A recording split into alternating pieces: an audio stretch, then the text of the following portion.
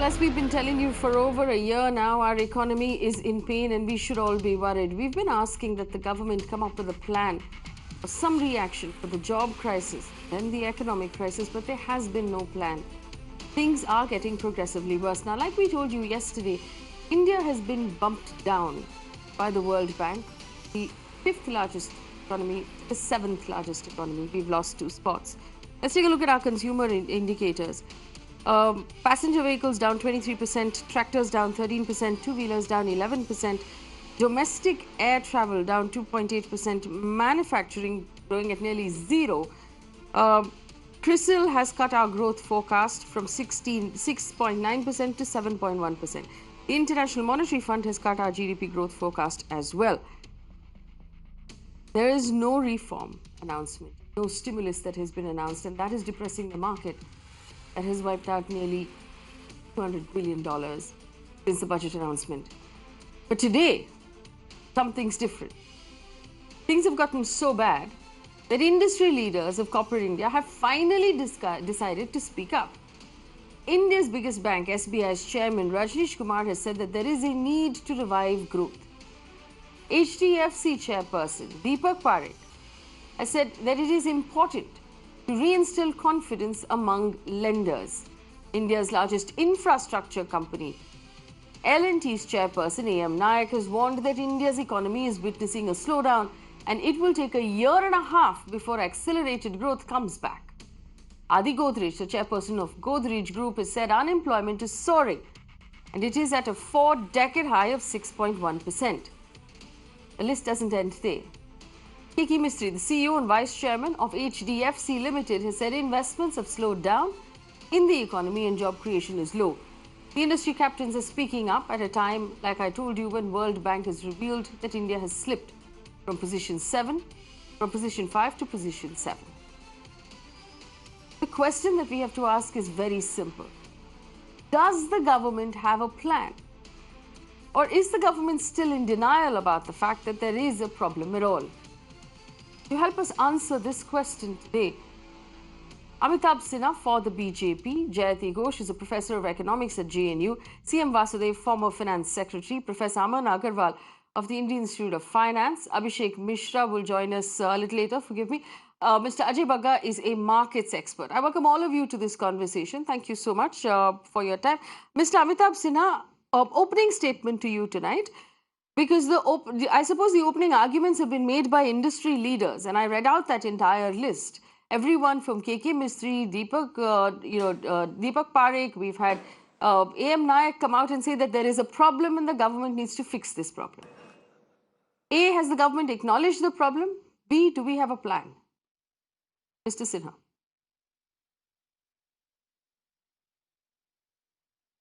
Yes, thank you, Faye. I would like to request you that when you are reading up all the list of industrialists and corporate leaders and giants, should have taken the name of Mr. Adi Godrej also, which actually you showed the statement of Mr. Godrej. That I did. There is always, pessimists and optimists in every system. But you didn't. I think that it was not intentional.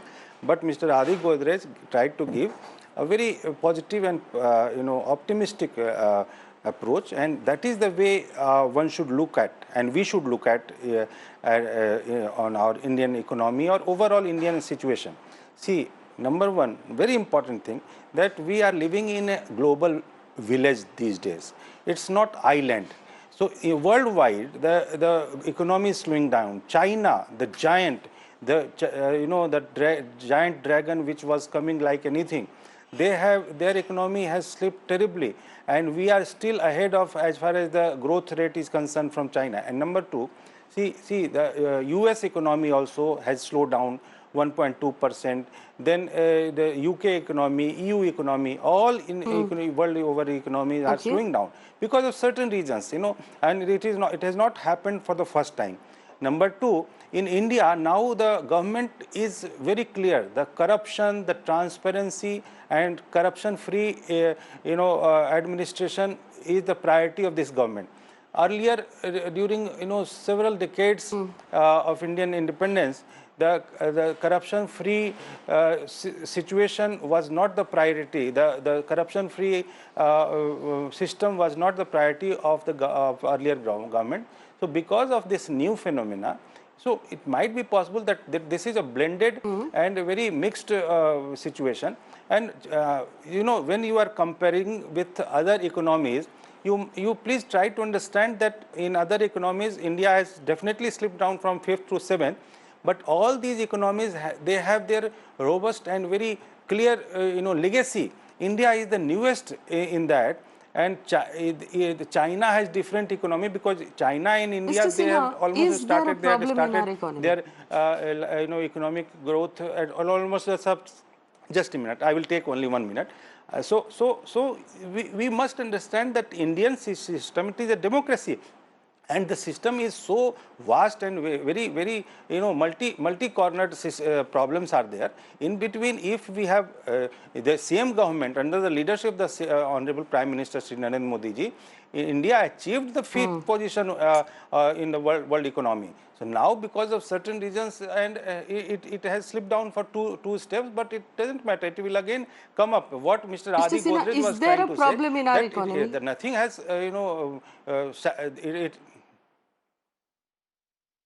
See, there is no Is there a problem in the problem or economy. The is there no corrections are problem? there. See, when you are dealing with the market, No it problem. is a very common word. No. Just a minute. No problem. I am All telling right. you. In market, Okay. what There's no exactly is problem. there? You will say that the correction is going on. So this is correction. Correction, when the transparent and corruption-free system is being very strongly imposed. So all these things will happen, but finally the economy will again grow at the same pace. So it's only a slip of 0.5%. It's not so big deal, and there is no problem because of the demonetization and new tax regime in shape of GST, etc.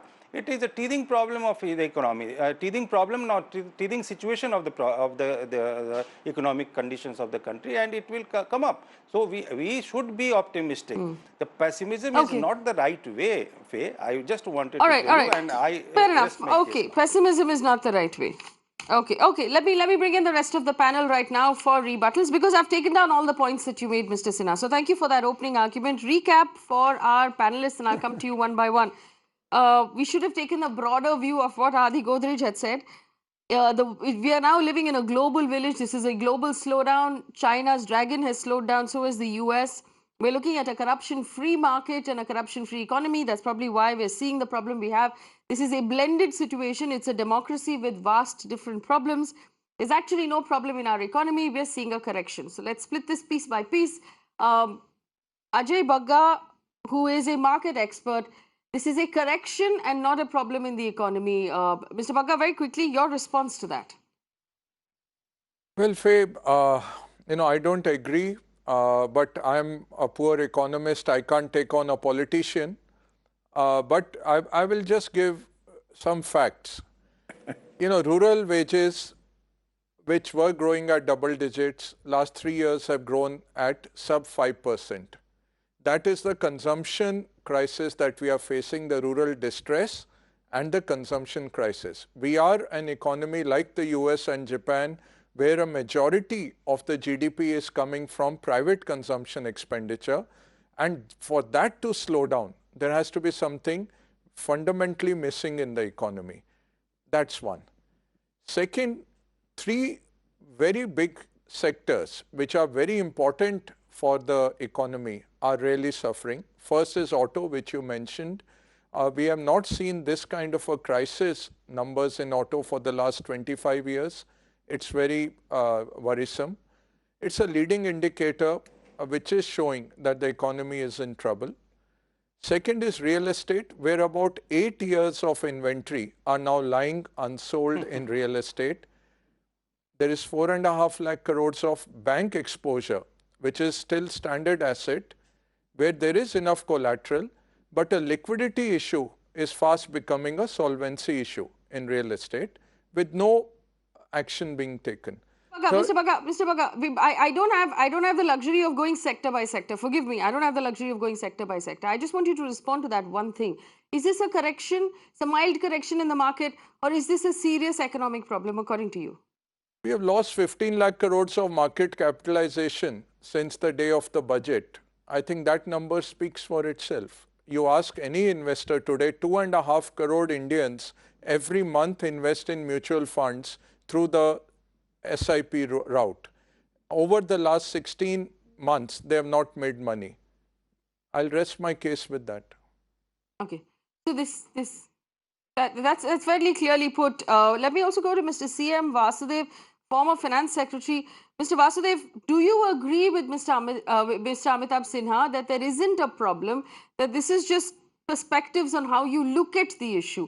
And I want to be clear here, this is not about putting blame on one government or the other.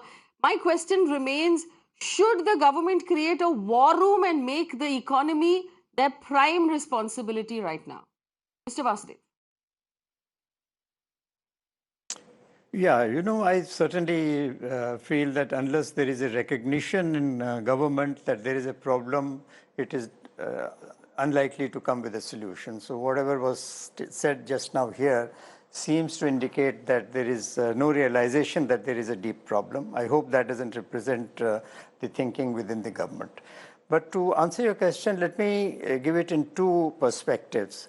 One, I would like to give the larger perspective, and the larger perspective is that post-1991, when we unleashed the first set of reforms, where we gave more space to the private sector, the public sector-led growth model was sort of diminished, and we opened up the trade, and various other regulators were removed, trade regulator, controller of imports and exports, cement, steel, this, that. So the economy reaped a lot of benefits, and we moved from the Hindu rate of growth, so-called, from 3.5 to 7 to 8% or so. And that reform process continued for about 10, 12 years. And we became a middle-income country from a low-income country as classified globally. But those reforms really, we plucked the low-hanging fruit, so to say, and they were easy to pluck, and those reforms were done, and we got the benefits. Now, it is established the world over that once a country becomes a middle-income country, then there is a danger of it's getting into what is called a middle-income trap. That is where we seem to have come. Because to get out of that middle income trap, the reforms that are needed further, after all, what are reforms? Reforms mean removing impediments to growth. So those impediments, to removal of those impediments has become more difficult for the political economy. And unfortunately, neither this government nor the government, I think, before that had shown much appetite to deal with these more difficult phase of reforms. Therefore, we are sort of stuck in this middle income. Now, coming to the short-term problem, I think I would say that there are two types of issues. One is a cyclical type of problem which the economy is facing, and some short-term problems the economy is facing. And these are arising out of some good decisions which government took, like GST and IBC and the RERA and all that. They are good reforms, but it has really changed the way in which business is done in India on the ground. So it will take time for that to settle down. These are good reforms, and I'm sure the economy will reap benefits of those reforms. But in the short term, I think they are causing a problem. There are also cyclical problems in certain sectors, I think automobile or power or some other sectors that is there. That I think will play out. I don't know whether government can do much to deal with those cyclical problems. But there are other structural problems which are causing the slowdown today. And that is where the government can come in. I just take half a minute more. And those structural problems mean improving the savings rate, improving the growth rate of the exports, and improving the investment rate. Unfortunately, what the government in the recent past has done is, in the last budget and all that, instead of removing these obstacles in the structural obstacles, it has probably put more impediments in the way, like the protectionism type of policy. It is an anti-export policy. It is a bias against exports because it is going to make the economy less competitive. So unless we become an export-led growth economy, we cannot hope to become bigger players in the economy. So that is the confidence in the corporate sector by the tax policy which this government has unleashed, and the thinking that government can get more revenues by raising the rates I think is going back in time. The government can get more revenues by increased buoyancies which will arise out of growth. So this model which the government is following to raise more revenue by raising rates and things of that type is anti-growth, and it is not going to be sustainable. Let me just ask. So structural problem which government can deal with, they are not dealing with it. Sorry. Sorry, I've taken too much time. Well, I have to ask you this. We have a couple of questions that have popped up. I don't know. We've a couple of questions have popped up from our viewers for you, Mr. Vasudev. Ankit Kumar wants to know what is the Hindu rate of growth that you did mention, which was the pre-liberalization rate of growth.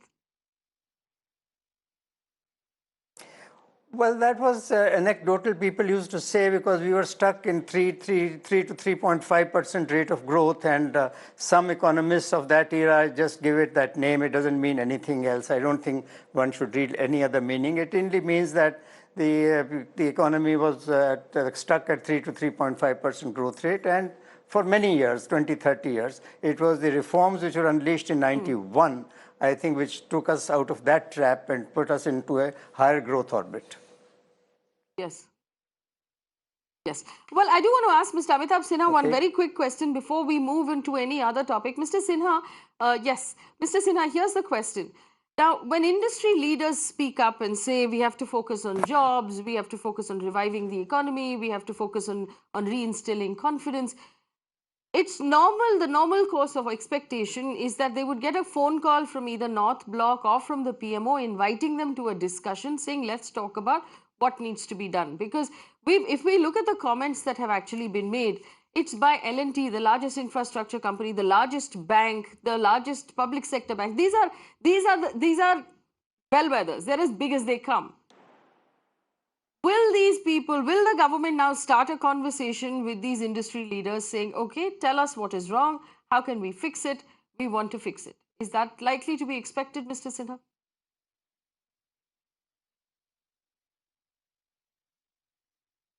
First of all, I would like to thank Mr. Vasudev that he has actually addressed those points which I wanted to point out, I wanted to highlight.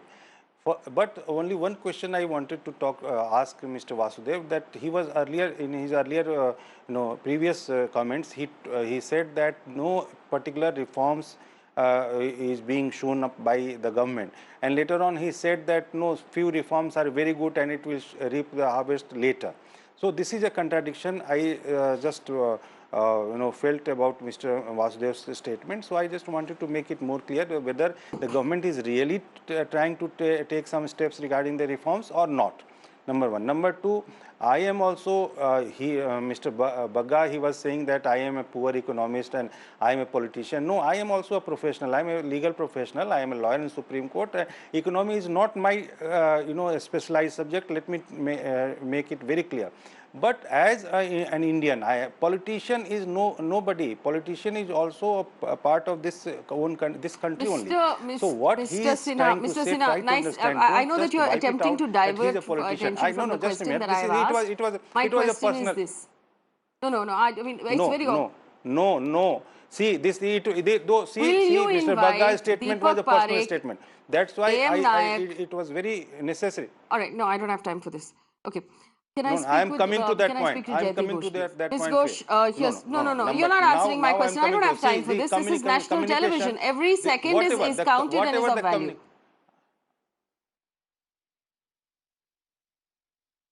No, but if somebody will just... All right, Jayati Ghosh, do you agree with the fact that this is perhaps a global village, and because we're making our system corruption free, we're seeing some sort of slowdown, but this is something we should put up with if we want a corruption free? No, I don't think this is the true at all. I don't think demonetization did anything to address corruption. It's not at all clear whether GST is going to do anything to address corruption, and those are the two major measures that this government took. So clearly that has nothing to do with it. The issue is something different. I think too many people here are focusing on micro issues and micro matters. The problem is a macro problem. Height of pessimism. The problem is that this is an economy that has had inadequate demand for a very long time, and therefore now all of these matters are coming home to roost. You had the informal economy, the agrarian economy, suffering for several years of this. You have major, I was laughing when you mentioned that the government should meet these industrialists and top bankers who have spoken up. We've had more than 100,000 farmers march to the capital from all over the country, demanding to be heard. And we have not had a government that is willing to listen. We have not had a government willing to listen to those small-scale industries whose organizations have come and said, we are closing at the rate of hundreds per day. There are thousands of us who are losing livelihood and employment every month. Please do something to save us. Clearly, this is not a government that listens. But that's not the issue. The issue is that what we are observing is something which the informal economy suffered very badly from, essentially demonetization, which has now, over time, since nothing was done to redress that imbalance on a macroeconomic level, which is now feeding into the formal economy. So the slowdown that you're observing, it's not just in cars and things. I mean, people have stopped buying fast-moving consumer goods. We're getting a slowdown in toothpaste and dal and things like that. We're getting a real consumption slowdown, which I think was mentioned by Mr. Ajay Bagga. That is a crisis of effective demand. So the immediate, and this is not a structural solution, but the immediate short-term measure the government must take is to revive demand. And reviving demand essentially requires fiscal policy. How does that happen? Monetary policy will not do the work if, well, that really happens through public spending. And you will again say, where's the money? The government is in a fiscal crisis. Actually, in a situation where you have unutilized capacity and open unemployment, public spending generates more income, which then over time generates more tax revenue. So it is critical now for public investment and for public employment-intensive spending to increase. It's not just a welfare measure for the people. This is a macroeconomic strategy for reviving the Indian economy. All right, so Jayati Ghosh's recommendation or prescription at this point is that the government spend more money and on projects, on infrastructure, thereby creating jobs and then also perhaps also increasing the tax revenue. I can see that CM Vasudev disagrees with you. Over time, it's a Mr. Vasudev, multiplier effect.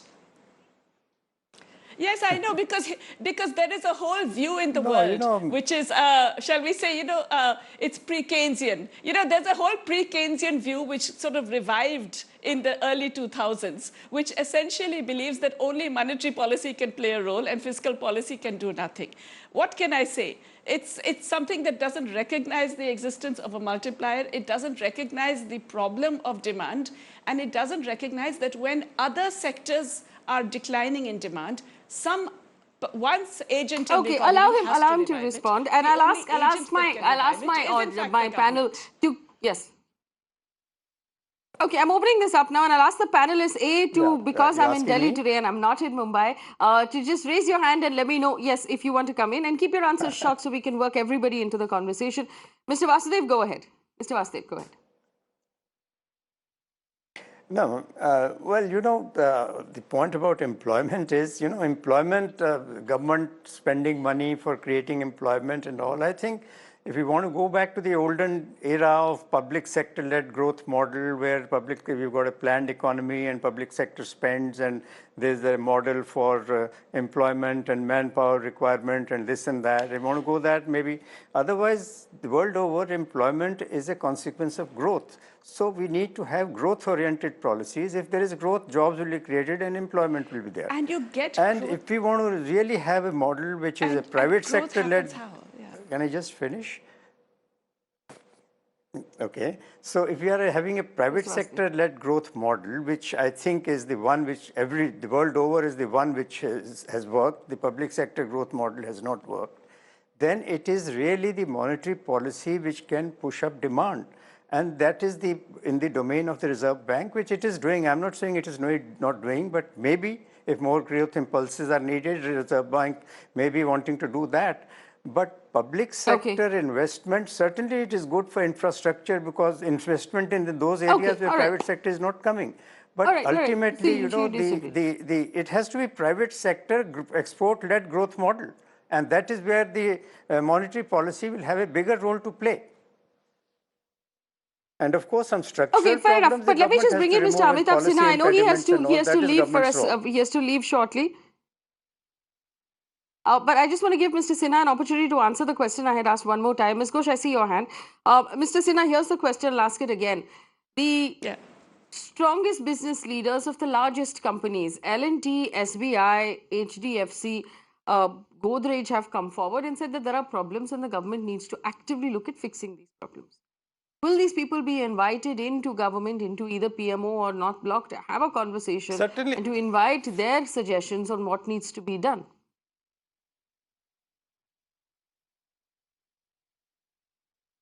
I was trying to give the answer to this question in our earlier segment also. So the communication is not a problem. See, pre-budget meetings were so frequent throughout the month after the formation of the new government. But yes, of course, there are some issues which might be unsolved by the corporate house giants or those leaders of the market. But see, the government is honestly trying to do something good for the economy also, for the country also. So in this field particularly, they are saying that fiscal policy is important, or Mrs. Ghosh was telling that this Nehruvian model of economy should be brought back. See, this is not the answer. So the economy is allowed to move What is the answer? in a very independent manner, free manner. And when economy will start moving, so no, I am giving you the answer. So they are being consulted, their views are being taken care of, but it will take some time. See, the growth is more than 6%. What Mr. The ex-finance secretary was telling, that Hindu growth of rate, actually Hindu growth of rate was named just to humiliate India. So now that Hindu growth of rate, Mr. Sinha, growth please. of rate, which was In actually fact, 3 to 3.5%, now it is average 6.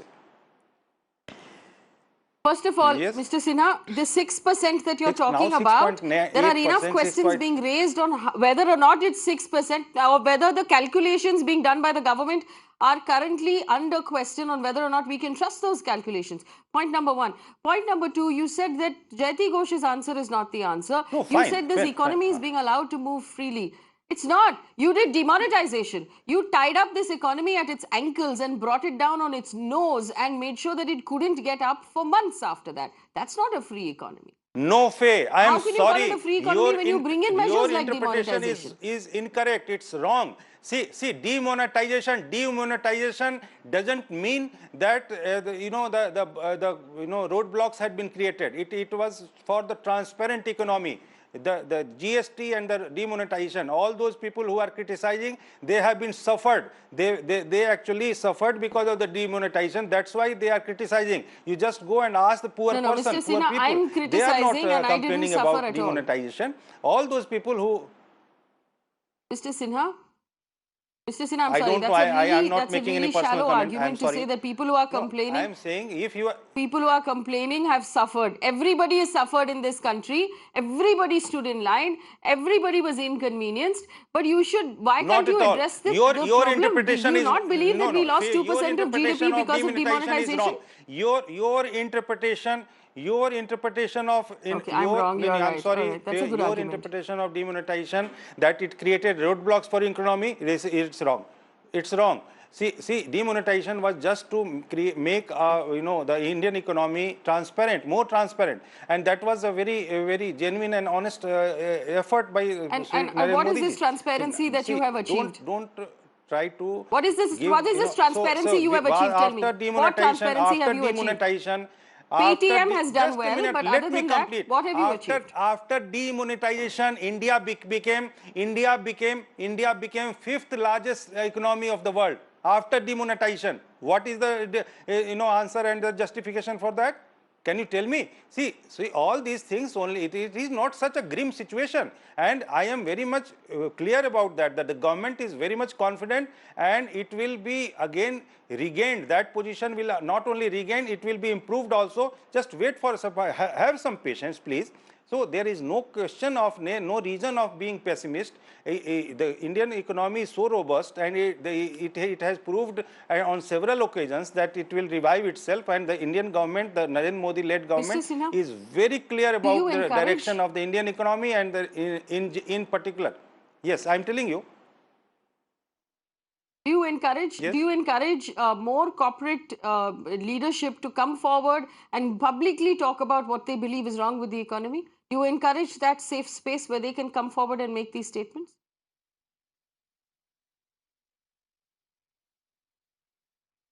Why not? This is a democracy. Everybody is free to give his or her opinion in the public. But see, when you raise this question that there is no communication, I mean contesting this opinion that most of the leaders of the corporate houses, they had been consulted before the budget also and after budget. They are very open. So this is a transition phase. Number one. Number two, the Indian economy is actually taking a new shape after the GST, new tax regime. So it might take some time. I have told this to in my earlier segment also that this is a teething issue, and it will certainly Teething get issue. benefits out Okay. of this new system, new tax regime, demonetization, etc.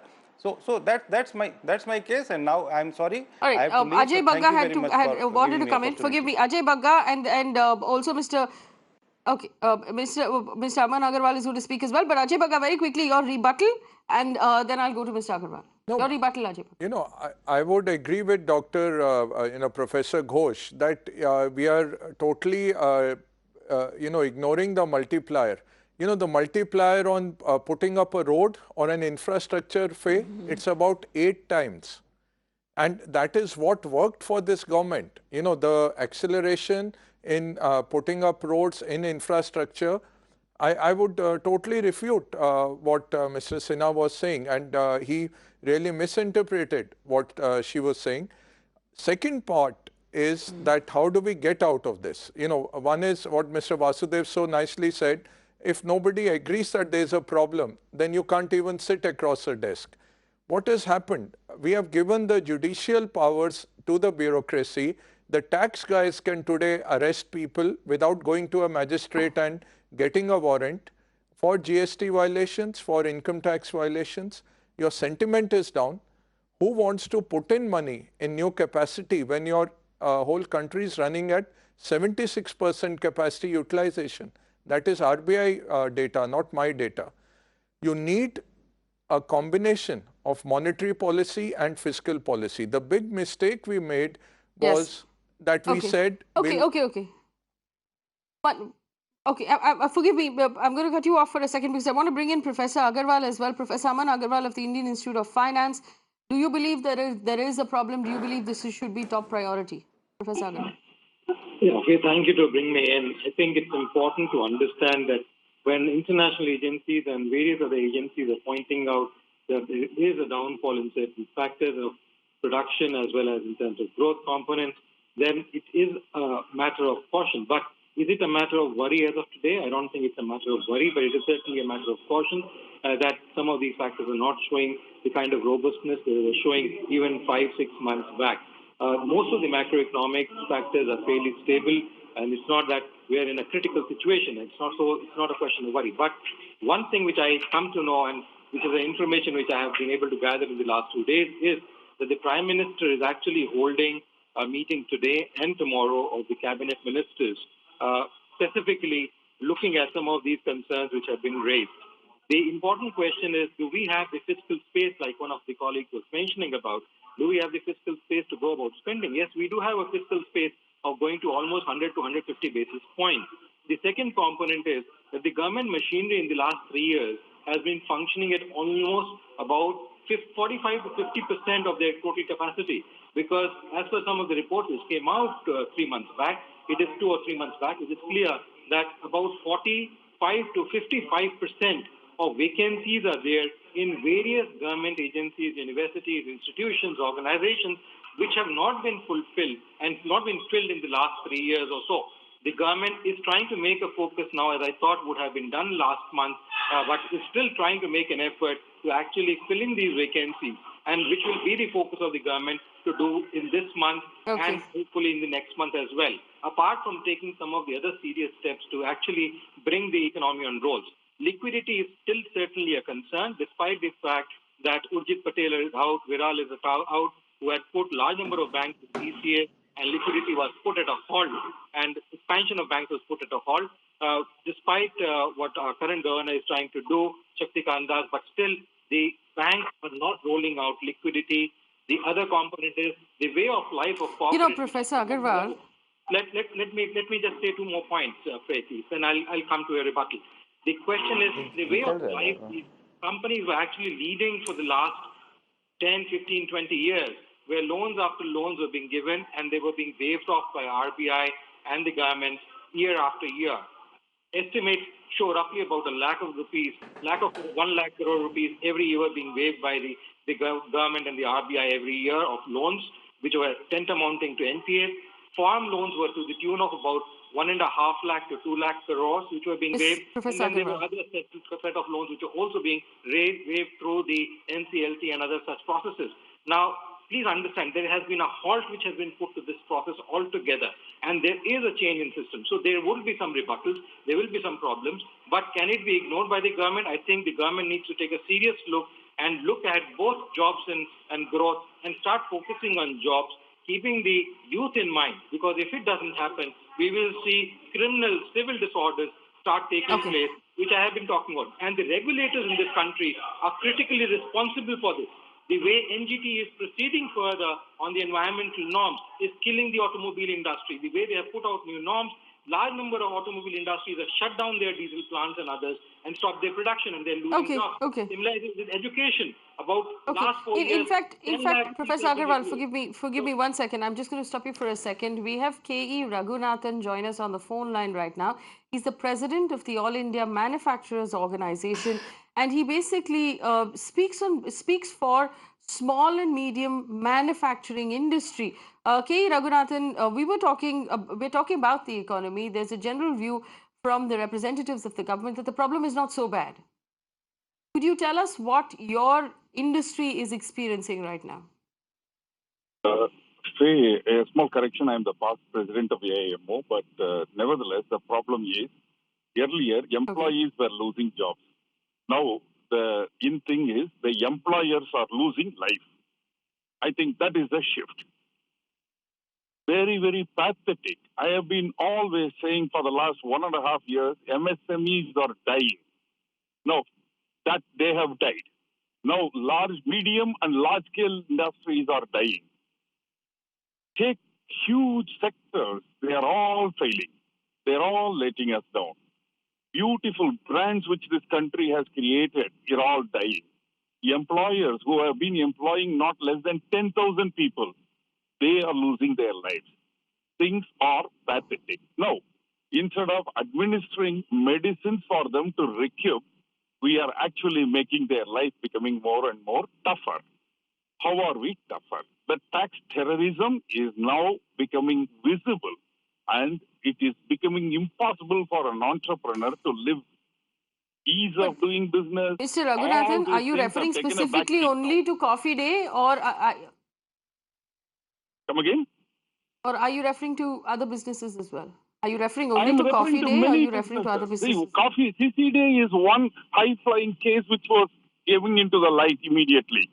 Because you can't forget, my eyes were under tears. I'm just traveling back from Bombay. I saw a couple of CCD points where I used to go and have meetings of the business people.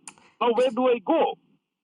I feel pathetic. Whenever I speak to other counterparts, people have spent 2 to 3 days of miserable sleepless nights after hearing about the happening of CCD's owner. It's very pathetic. I think we need to realize we are reaching a point of no return. We were testing the elasticity beyond its limit, and now we are reaching a point of no return. The hopes are dying. Employers are dying. I think there is nothing more to need to add further on this. Earlier it was in ICU. Now we are going into coma stages. Take the sectors. Financial sectors are dying. Banks are finding difficult to pay their commitments. Banks, Yes Bank, or you talk IDFCs. Then you talk about housing, big players, DHFL. People are finding, hands are getting changed.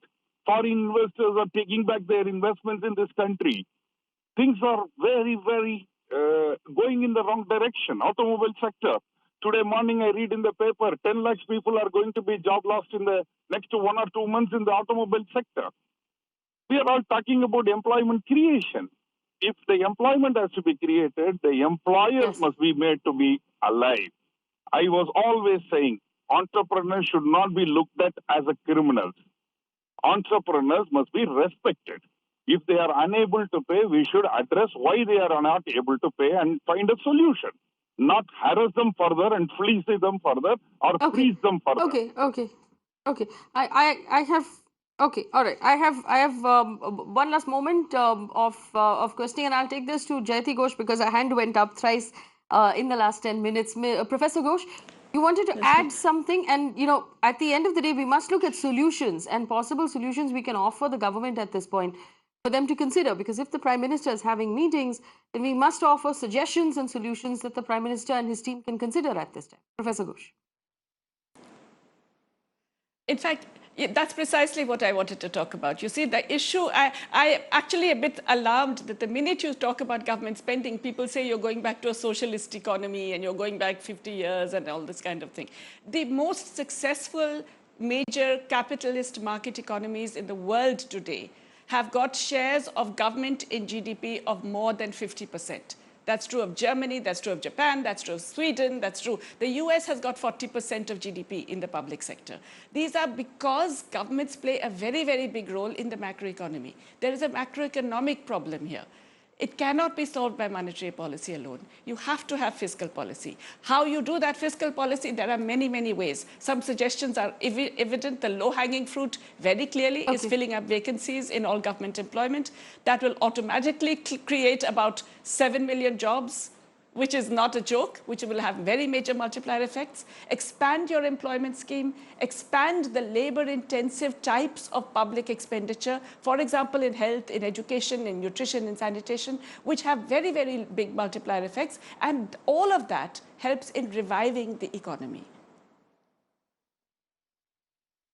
All right, just for those and anyone who was wondering what Professor Ghosh means by monetary policy versus fiscal policy, monetary policy is a policy of money like the RBI that increases rates or decreases rates or puts out bonds that actually impacts the value of money. Fiscal policy is the spending of the government, how much the government makes and how much the government spends. She says it perhaps needs to be looking at spending more rather than just lowering interest rates, which is what the finance minister has been talking about. I have enough time to quickly bring in Abhishek Mishra on one question. Abhishek Mishra, will the government set up that war room that we're talking about, take the advice of the people we have on the panel, of the people that are in the country? We have brilliant minds in the country who are more than willing to help in nation building. Is the government right now open to more suggestions in the public domain or even in private?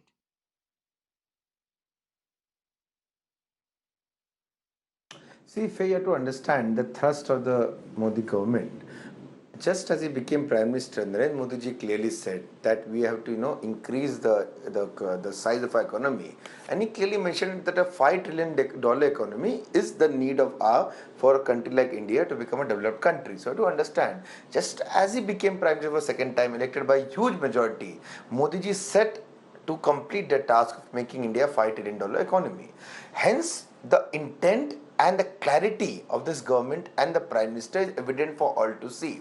Now, with regards to taking advice, definitely our government is committed to that the countrymen should benefit, and every suggestion from all, even in Mann Ki Baat, if you have seen, Modi ji always says that if you have any advice, any suggestion, please share. Modi ji is a person who has come to serve. He is a Jan Sevak. He wants to hear the words, the wise words of Indians and serve this country. And hence, to make a $5 trillion economy, every advice, be it from anybody, and even if somebody is criticizing, want to hear what is he want to say, because we know that we are developing this country, we are doing good for this country. The government is committed for welfare. It is a government, not a government for dynastic government like the Congress party or a corrupt government like the previous UPA government. It is a it's a government for the people, of the people, and just to serve the people. Yeah, fair. All right, okay, that answer was rather vague. Ajay Bagga, yes or no question, because we've run out of time. This $5 trillion economy the government keeps talking about, at the rate that we're going, Does that plan seem on track for you? To you? No, it doesn't. Economic survey itself said 8% real growth is needed to achieve 5 trillion. We are nowhere near that. This quarter, Faye, the June quarter which is gone, GDP will be nearer to 5.7 after 5.8 last quarter. So Mr. Sinha was wrong even on that on the 6% growth. You're going to see a second quarter of sub 6% growth. And given the auto numbers of July, given the real estate numbers of July, you're heading for another sub 6% for this quarter also, the present quarter. Modi ji has said a naysayer should not be listened to. The critics should not be listened to. The pessimists and the doomsayers should be not listened to. We should have hope. We'll make a 5 trillion economy. The will of India is supreme. Mr. Abhishek Mishra, you cannot make a 5 trillion economy with hope. You can't build anything with hope. You can build with money, you can build with investments, you can build with jobs, you can build with hard work. Hope doesn't build a $5 trillion economy. And you just told me that, of course, we are open to listening to feedback, but naysayers should not be listened to. People who are pessimistic should not be listened to. People who don't trust should not be listened to. At the end of the day, there are experts, domain experts in this country. There are experts of business in this, who are now coming out to say that we are in serious trouble. For heaven's sake, listen to those people. Call them in, have those meetings, take their feedback and start fixing the problem. We can keep talking about hope and $5 trillion economies, but if we don't fix what is wrong today, when there are no jobs in the market, when people can't afford to buy anything in a market and an economy that's purely driven by consumers. We started off by not being able to buy homes and then not being able to buy cars and then not being able to buy white goods and washing machines and ACs. Now people are not buying soap. That's how bad it is. Please, let's realize that this is no longer a laughing matter that you can brush off and pretend is not happening anymore. The election is over. We have 5 clear years ahead of us. Let's roll up our sleeves and start working. Thanks so much.